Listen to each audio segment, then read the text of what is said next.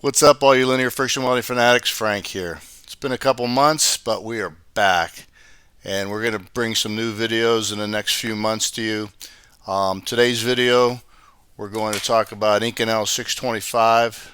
We had a viewer ask us if we've done it before, and we had not, but we thought we'd give it a shot.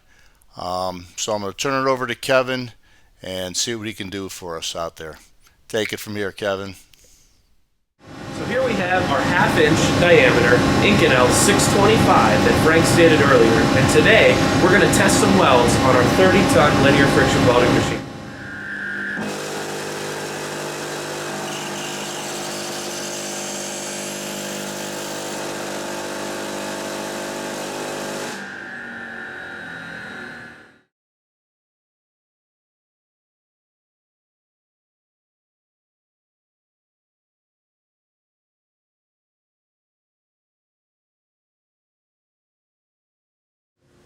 Looks like we have a pretty good bond here. Our next step will be to take this and do some micro-sectioning on it.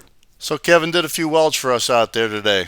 Half-inch diameters, Inconel 625.